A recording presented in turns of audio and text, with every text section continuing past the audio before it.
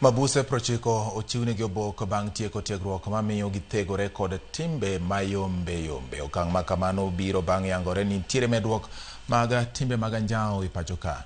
Nyasi ma kamano bagi e od twech ma Kamiti, kendo nyasi no yuore kod jotelo mag ute mag twech mawuok Naivasha kod Kisumu.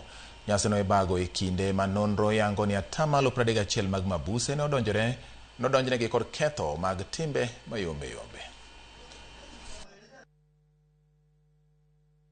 When you serve a long-term sentence, you're wasting the best part of your life, the very best part of your life. When you could be producing for this country.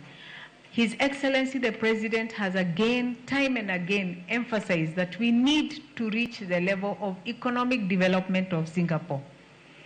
That economic driver is predominantly motivated and propelled by this generation. So I know sexual offenses is a very, very serious crime. So if you have committed, lazima ulipe. Lakini if you have not committed and you are here in prison, can you imagine how painful that is?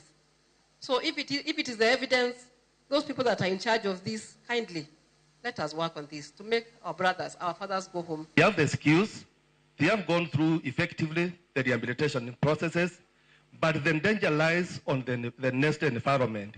How toxic the environment is to accept them back, given the nature of the offense they have committed. The program that we have today is one of the key initiatives that is used in transforming the rehabilitation landscape in the Kenya Prison Service.